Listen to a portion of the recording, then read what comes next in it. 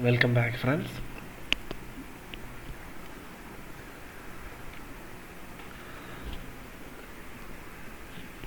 Earlier we have learned about the concepts of forfeiture of shares and different situations in which forfeiture of shares occur.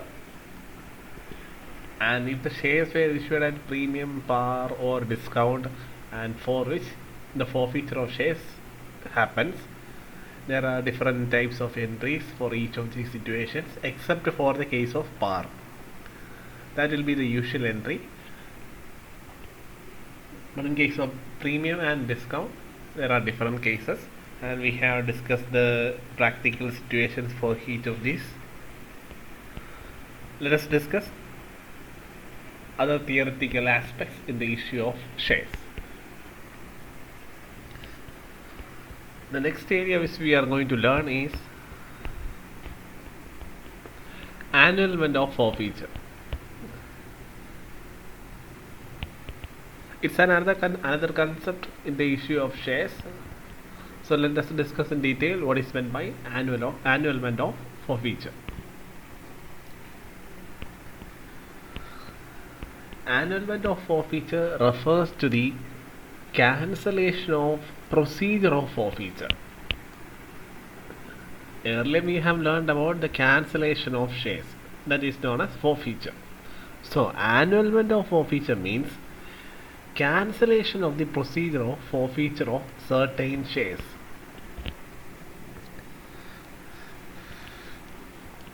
So when did that situation occur? We have learned about the concept of forfeiture. So after the forfeiture of shares, if the defaulting shareholder likes to pay the amount due and request the company to cancel the forfeiture of these shares, that situation or that process is known as annulment of shares. So it is actually the cancellation of forfeiture of shares that is known as annulment, because some shareholders may think that after the forfeiture they want their shares back. So in order to get back their shares, they are ready to pay the installment for which they didn't pay at the time of due. So they are ready to pay the installment along with the interest, so as to get back their cancelled shares. That is known as annulment of shares. So annulment of shares refers to the cancellation of procedure of forfeiture of certain shares on the written request by the defaulting shareholder that the shares should be made active on payment of the interest, or we can say arrears with interest. Usually the forfeited shares are immediately reissued by the company to somebody else who is interested to purchase those shares of the company. Hence, annulment of forfeiture may not be possible in the normal course. So that is the concept with regard to annulment of forfeiture. Usually in a company, annulment of forfeiture do not occur commonly, because whenever a shareholder fails to pay any of the installments after certain procedures, that shares will be cancelled. Once they are cancelled, the company immediately settle or sell those shares to somebody else. There are hundreds of prospective subscribers or shareholders outside the business. They are ready or willing to pay the money for the shares of the company. So whenever there is a forfeiture, the company will quickly resell those shares. But in some situations, even before the reissue or reselling of those forfeited shares, some shareholders means who were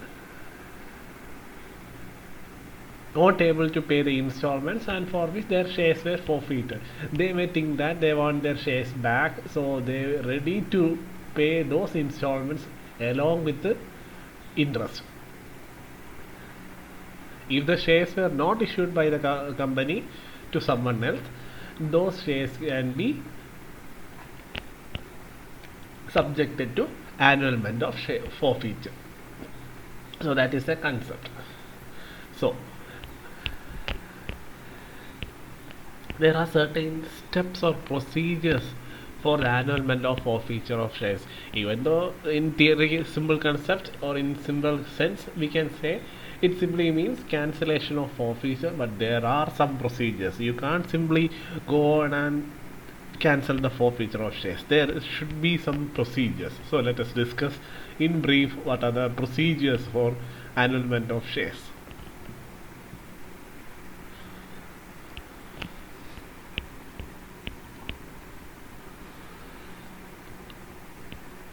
Receipt of request. Before starting the procedure for annulment of forfeiture shares, the company secretary, usually secretary has the authorization to cancel the forfeiture of shares. So, before starting the procedure of annulment of forfeiture of shares, the company secretary should get a written request confirming that the defaulter is ready to pay the arrear due with interest. Defaulter here means usually annulment of forfeiture is done on the request of the shareholder who failed to pay the installment. Because of that failure only, his shares were cancelled or forfeited. So in order to cancel forfeiture, usually that shareholder will request the company to cancel the forfeit. That is how the annulment of shares occur.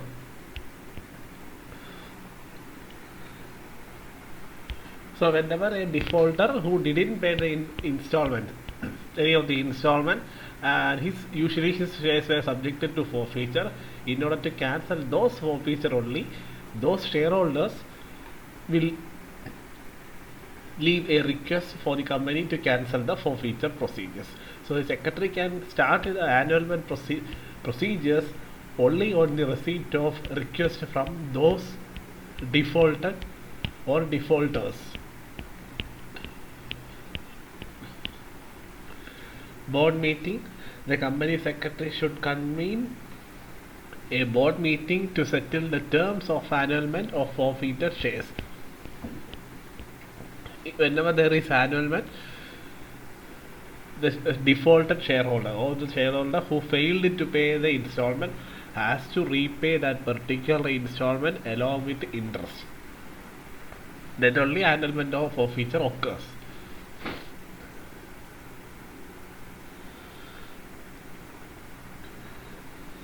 Next one, resolution by the board. A resolution is to be passed in the board approving annulment of forfeited shares. Such resolution generally calls upon the defaulting member to pay off calls due together with interest.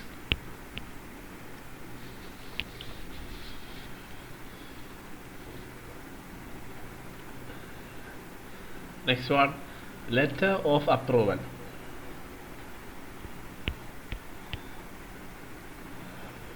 Once a resolution has been passed in the board meeting regarding the annulment of forfeited shares,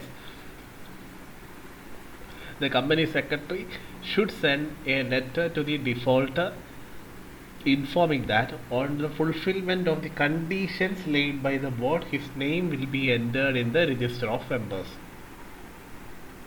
Because at the time of forfeiture, we have learned that once the shares are cancelled, the name of that particular shareholder will be removed from the register of members. So whenever there is annulment of forfeiture, that means cancellation of forfeiture, those shares were reissued to those shareholders, and naturally the name of the shareholder will be written in the register of members. So a letter of approval will be sent by the secretary informing the prospective shareholder that his name is going to return back in the register of members.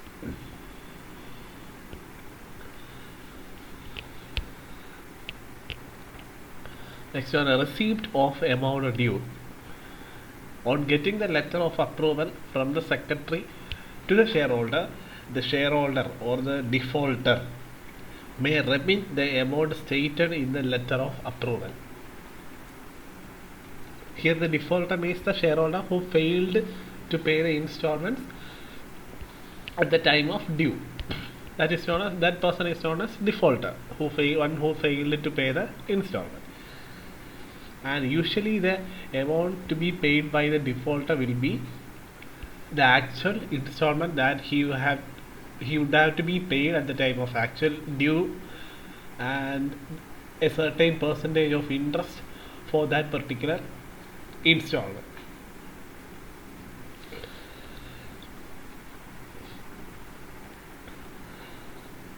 Restoring the name.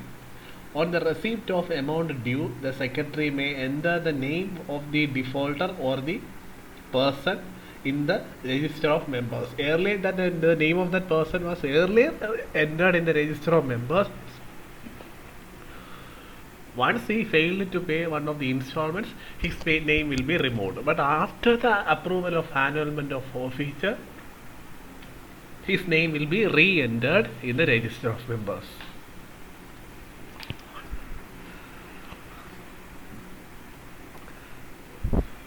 Issue of certificate. Finally, the company secretary will issue a fresh share certificate to the shareholder for the shares made active.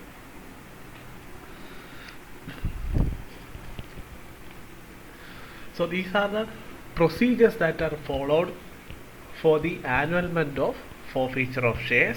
Once all these procedures are satisfied or fulfilled, the annulment of forfeiture is complete. And remember, it is not a common practice in a company, because whenever a forfeiture of shares occur, the company will immediately reissue those shares. So actually, the defaulter or the shareholder who failed to pay the installment will not have the time for an annulment of forfeiture, because once it is reissued to someone else, the annulment of forfeiture can't occur. So these are the various aspects with regard to annulment of forfeiture.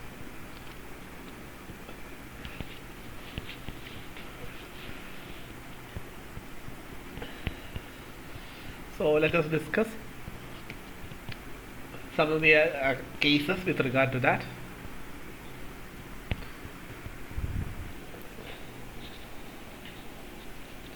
Next, accounting treatment of forfeiture of shares and annulment of forfeiture. So how the accounting treatment has to be passed. So from the question point of view or from the cases point of view, you will have to deal with the questions or cases in which whenever the annulment of forfeiture type of questions are dealt, in that questions, first of all you have to pass the forfeiture entry, then only you have to pass the annulment of forfeiture. If otherwise, it would have been mentioned in the question. So let us go through the accounting treatment aspects. In a case or a question, you need to pass the entries with regard to, first of all, you have to pass the entry for forfeiture of shares, because then only annulment of shares occur. Once the forfeiture of shares entry are passed, next you need to pass the annulment of forfeiture entry, where the cancellation of forfeiture together with receipt of money and interest from the shareholder. In that entry itself, the annulment of shares as well as the interest payment will also be shown. Annulment of forfeiture actually is the repayment of the installment along with interest. So let us discuss a case. Global Company Limited issued 40,000 shares of ₹10 each at a premium of 2 payable as follows. Application 3, allotment 4, first and final call 5. So total of 12. 10 plus 2, 12. Sumesh, who was holding 2,000 shares, failed to pay the call money and these shares were forfeited. Before the reissue take place after 2 months, Sumesh made a request for annulment. The board of directors accepted his request, charging 10% per annum on the call money due. The company received the call money together with interest from Sumesh. Past entries. So the thing is, certain number of shares holding by a certain shareholder was failed to pay the call money. The shares were forfeited, but before the reissue, because here the reissue was intended to happen after 2 months from the forfeiture of share.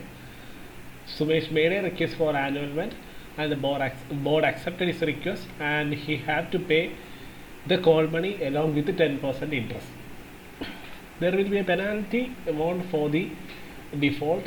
So here he failed to pay the first and final call, so he has to repay the first and final call along with interest. Company received the call money together with interest from Sumesh. So past entries. So go through the question very wisely.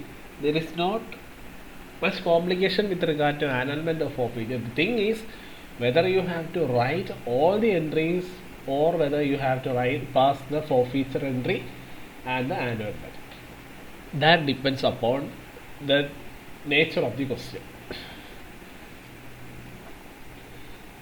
If there is nothing much mentioned in the question, you need to pass only the forfeiture entry as well as annulment of forfeiture. And make sure you are writing upon the marks for the question. If it is asked for medium type or an essay type question, it is natural that you have to pass all the entries with regard to issue of shares. After that, you have to pass the forfeiture, and after that, you have to pass annulment. So you have to go through the nature of the question, whether it is preventing all the entries, and also go through the marks of the question. If it is given for an essay, same question for an essay, it is a case of essay mark question, and you have to pass all the entries from issue to forfeiture and finally annulment. So that's all depend upon the marks of the question. So you have to go through the question and the marks very logically. Here we are discussing only the concept of annulment. Annulment means first you need to pass forfeiture entry. After that you need to pass the entry for annulment.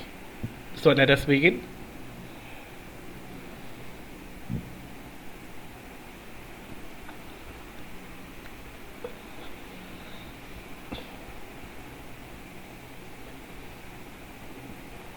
First entry is forfeiture. Forfeiture entry is share capital account debtor to first and final call to share forfeiture. And here amount is 20,000, 10,000 and 10,000. 20,000 means here a Sumesh who was holding 2,000 shares were failed to pay. So naturally only that number of shares has to be cancelled. Value of one share is 10 along with premium 2. So remember, here we are taking only 12 in 10 instead of 12, because here the premium is coming in allotment situation and the forfeiture occurs only at the time of first and final call. So whenever forfeiture occurs after the collection of premium, you need not have to worry about the premium part. Only consider the value of the shares. If the situation where the company didn't receive the fee for premium amount before the forfeiture, then you should have taken the value of share as 12. And in that case, in the entry, you have to show the details of premium also. Here we the forfeiture occur at the time of first and final call. So the company has already received the payment of the premium. So the company need not have to repay it back to the defaulter. So entry is share capital account debtor.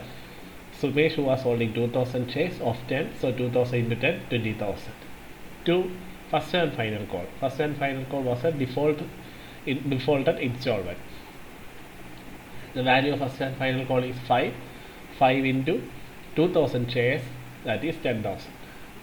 And share forfeiture means what was the actual number of payment made by the Sumesh. Sumesh already paid application amount and allotment. Application is rupees 3, allotment is rupees 2, because actually the value of allotment is 2, and here the 4 means 2 plus premium on 2, that is 2 plus 2 4. So we have to consider only the value of the shares, not the premium part. So 3 plus 2 5, so 2000 into 5, share forfeited 10,000. And after the journal entry you have to pass the narration forfeiture of 2000 shares for the non-payment of call money. So this is the entry with regard to forfeiture. After passing the forfeiture only you have to pass the annulment entry. Next is the annulment entry. The entry will be bank account debtor, share forfeited account debtor to share capital. This is how you have to pass the annulment entry. It is actually the entry for the payment of an installment. I hope you all remember the entry for the payment. The payment entry will be bank account debtor to share capital. The same entry will also be here, and it will be like this: bank account debtor, share forfeited account debtor to share capital.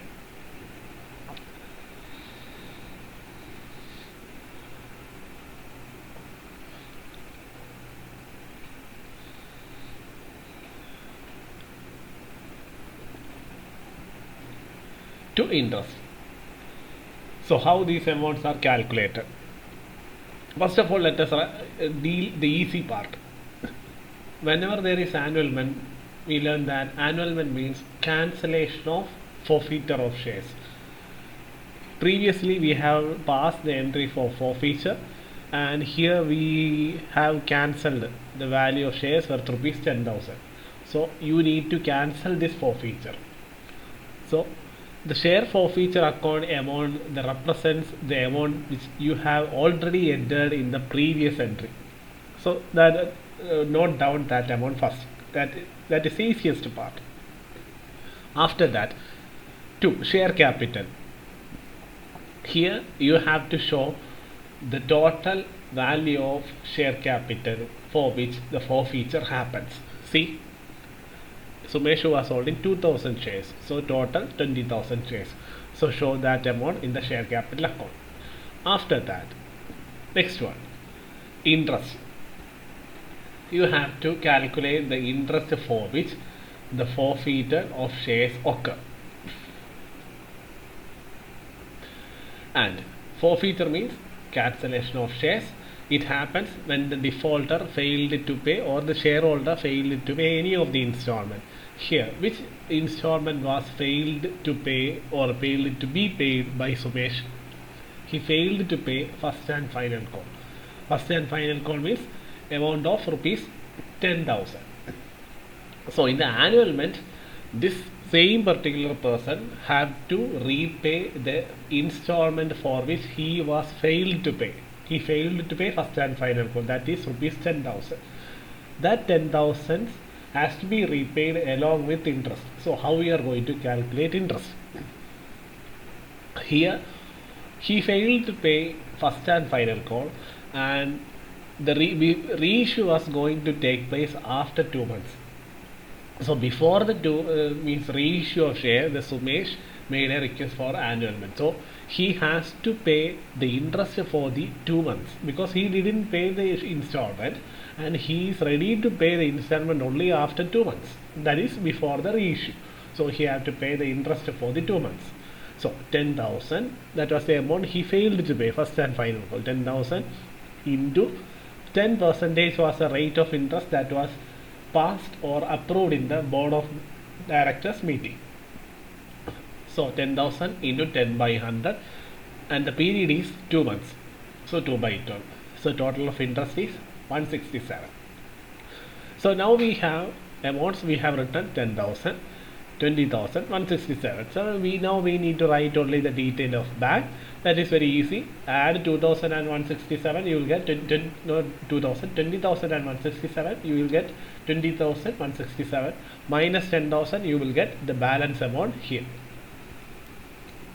That is the amount that he has to repay with interest. Here I have mentioned only the easiest method of entering the amounts.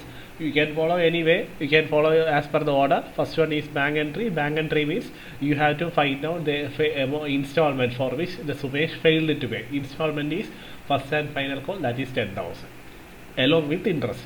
So you have to find the interest amount separately. See, the computation is shown here.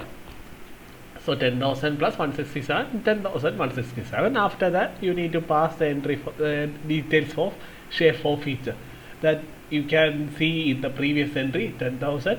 Write it down. After that, to share capital, that is also shown in the previous entry. Say show the same amount and interest amount. Once you pass the necessary journal entries, you need to pass the narration for that particular journal entry. So these are the entries that has to be passed at the time of annulment of shares. So whenever you come across a question, remember to pass the annulment entry, first of all you need to pass the forfeiture entry. And in the beginning of the question I have mentioned that go through the question wisely. If it is mentioning about to pass entries from the beginning or pass entries of issue as well as forfeiture as well as annulment, in that case you need to pass all the entries from issue of application to the annulment of shares, and also go through the marks also. If not just simply it is given as pass entries, and in the question it is having the marks of an essay type question, it is definitely you have to pass all the entries. So this is how you have to deal with a question regarding the situation of annulment of shares. So go through the theoretical aspects and the entries and go through the case, and if you have any queries, please let me know. If you have any queries with regarding to any of the aspects which we have discussed, please do let me know. We will discuss about the further cases regarding the theoretical aspects and problem cases of issue of shares in the coming sessions.